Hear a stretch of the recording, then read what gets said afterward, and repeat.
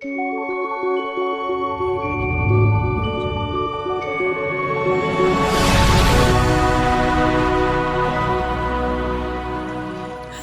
sahabat Law of Attraction, kita kembali lagi kepada manifesting yang gagal ya. Aduh, kenapa sih gagal lagi? Ternyata penyebabnya ini memang banyak teman-teman ya. Jadi manifesting ini sebenarnya gampang-gampang susah. Gampangnya bagaimana? Bisa dilakukan sama siapapun, anak-anak, dewasa, orang tua, kakek-kakek, nenek-nenek, siapapun bisa. Tapi tidak mudah karena memang manifesting itu harus fokus. Dan selain fokus juga memang harus menghilangkan limiting beliefnya. Juga kenapa sih manifesting kadang-kadang banyak yang gagal? Karena kita melupakan wadahnya, seolah-olah begini nih. Kita ini ada air hujan nih, air hujan tumpah dari langit. Seberapa besar tumpahan air dari hujan itu biasanya kan ditampung di ember ya. Nah jadi kalau hujannya kecil, penampungnya juga kecil, embernya kecil. Tapi kalau hujannya besar, tentunya harus ditampung di kolam yang besar. Nah begitu pun rezeki, kalau kita manifesting yang gede tapi kita tanpa menyediakan wadahnya, otomatis dong membludak akibat atau malah tidak berhasil. Karena apa? Nanti Tuhan bingung, mana sih wadahnya, kok minta ini, minta itu, mana wadahnya? Nah wadahnya itu apa teman-teman? Ternyata wadahnya manifesting itu yaitu sebuah tujuan. Jadi tujuan kita ingin punya mobil itu untuk apa sih? Tujuan kita banyak uang itu untuk apa sih? Gitu kan, apakah untuk diri sendiri atau untuk orang lain? Jadi semakin besar wadahnya, semakin besar juga nanti rezeki yang akan kita terima. Nah jadi sekarang kita tahu ya gimana sih untuk memancing rezeki yang besar. Memancing rezeki yang besar itu jadi harus ada alasannya. Misalkan sama Tuhan, aku minta uang 100 juta. Nah uang itu untuk apa?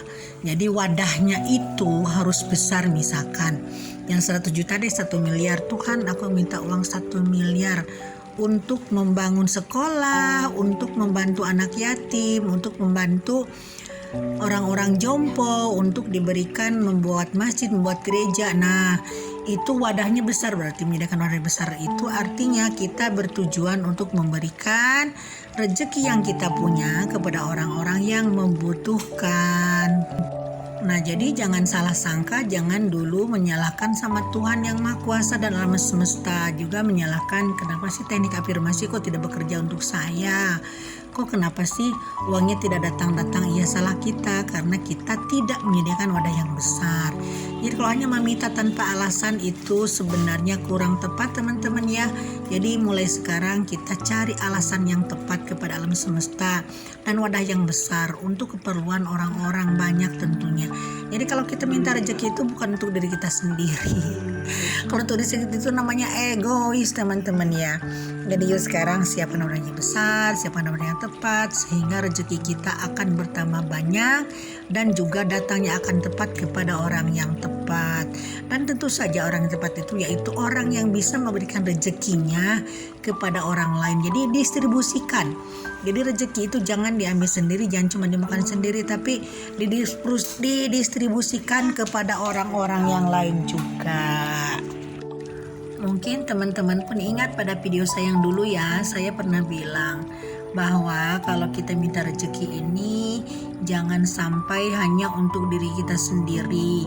Juga jangan sampai kita lupa untuk mendoakan orang lain. Justru kalau kita ini beri rezeki yang lebih sama Tuhan, kita harus memintanya dengan cara mendoakan orang lain supaya lebih kaya, lebih sejahtera, supaya rezeki lebih banyak. Nah itu artinya kita itu mengundang rezeki untuk kita dengan cara mendoakan orang lain.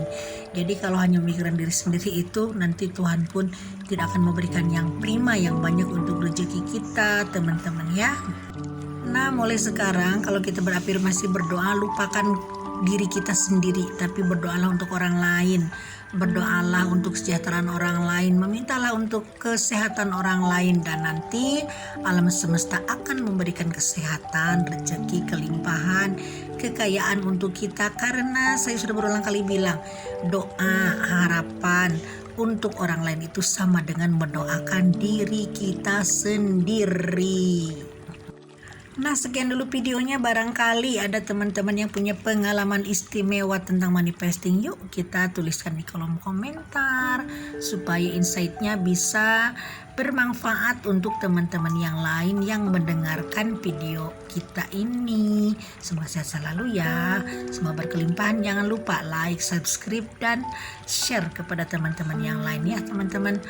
Oke, mudah-mudahan kita semuanya diberikan kelancaran, rezeki, diberikan juga kemurahan dan kesehatan. Amin. Dan gak lupa saya minta maaf ya pada teman-teman yang videonya belum saya bikinkan. Nanti saya akan sedang mencari materi-materi yang tepat ya, bagaimana sih cara manifesting yang super gitu kan, ada yang begitu. Nanti akan saya juga ulaskan di video yang lainnya teman-teman ya.